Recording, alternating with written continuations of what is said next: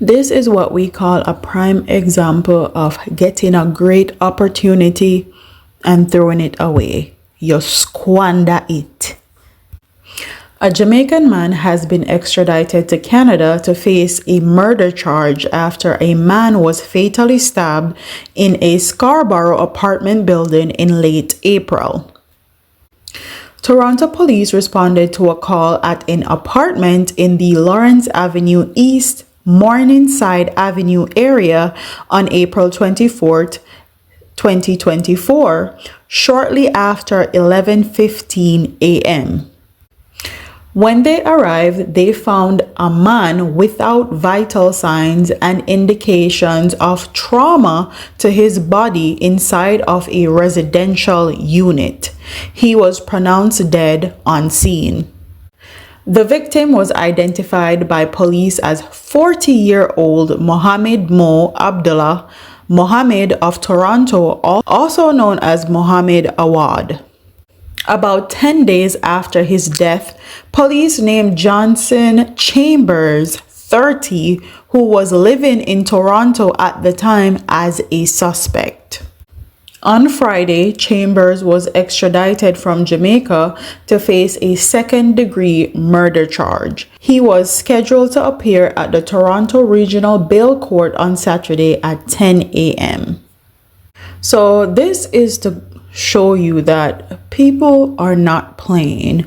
When they give you an opportunity to better yourself, better your life, better your situation, and you go into their countries to commit crime or do anything and think that you're going to run back to Jamaica as your safe haven, it's not going to work anymore.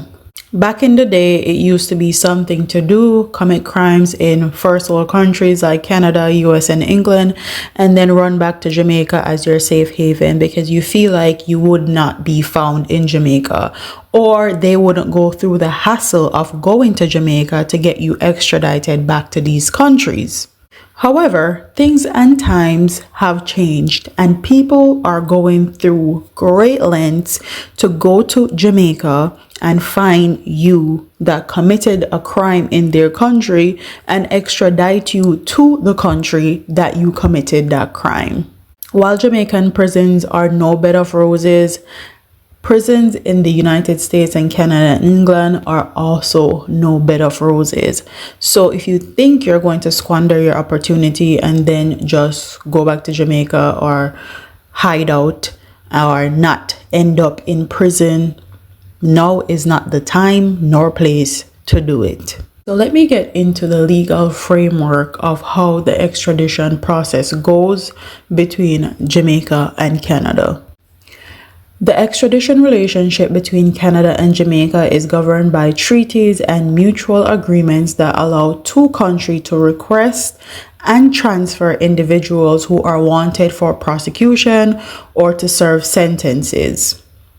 In 1947, Canada and Jamaica are both parties to the 1947 extradition treaty between the United Kingdom and Canada.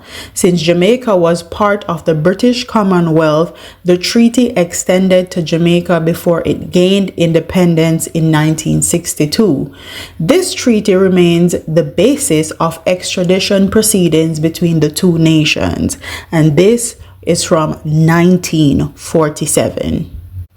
Canada's Extradition Act governs its process.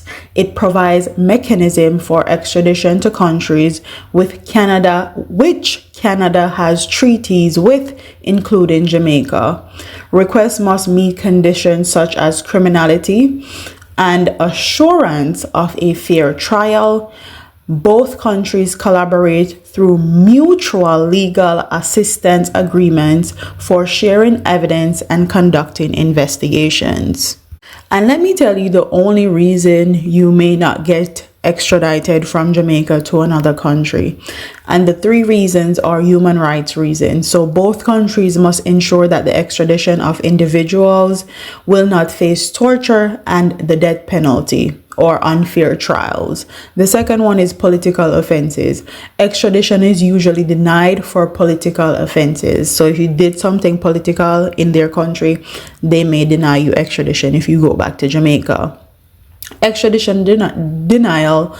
Both countries may refuse extradition if the individual could face inhumane treatment or persecution. So those are the three and only three reasons they would deny an extradition request. And the way how Canada's trial process is set up, you are almost guaranteed a fair trial. It's not like Jamaica where people don't want to sit in and be jury members, or they can't find jury members because the people have to go to work and they have things to do. They are diligent in putting forth their duty as a productive part of society and being a jury member, even if they have to stay away from work. And in a lot of these countries, they are paid for their jury duty if they have to miss work. And Canada is not one of those countries that come and extradite you just for any reason. They are coming to Jamaica to extradite you because they have proof that you did something. They have proof that you are the one that committed that crime. And they do forensic evidence and they find everything that can link you to a crime scene. Your data from your phone pinging networks, or pinging a light post, or pinging at the person's apartment building. And in this case, I feel like they have enough for them to warrant a extradition request and to be granted it. And please don't think murder is the only thing that you can get extradited for from Jamaica. It was recently said that if you borrow money from a bank and in the US and you go to Jamaica, they will go to Jamaica and get you extradited back to the US so you can pay that loan back. So murder is not the only thing that you can get extradited for. You can get extradited for drug trafficking, murder, fraud, anything that they feel they have enough proof that they can send you to prison with. As far as Jason Chambers is concerned, he literally did not use the opportunity given to him to make himself a better individual and a productive person in today's society. A lot of people in Jamaica for years have gone to the embassy in Jamaica, whether it be Canada, US, or England embassy, trying to get their papers, trying to migrate to these countries, and they are denied a lot of the times. And individuals like this that is given those opportunities and squander it pissed me off, because I know there's a lot of other individuals in Jamaica that would be grateful for the opportunity to migrate and to be a productive citizen in these countries. And Jason is one of these individuals. Well, Jamaican people say, learn to dance a yard before you dance abroad.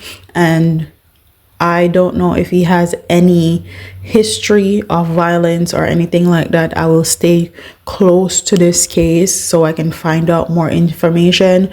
But I don't feel like he just up at 30 years old and just killed somebody for no reason, because the police have not stated what their theory is as to why he killed Mohammed. With that being said, don't think Jamaica is your safe haven, especially if you're Jamaican and you do a crime in any of these countries. They are extraditing Jamaicans more than ever before to face criminal charges. So with that being said, what do you think about this extradition? What do you think about the US extraditing people that have borrowed loans and go back to Jamaica and don't want to pay it?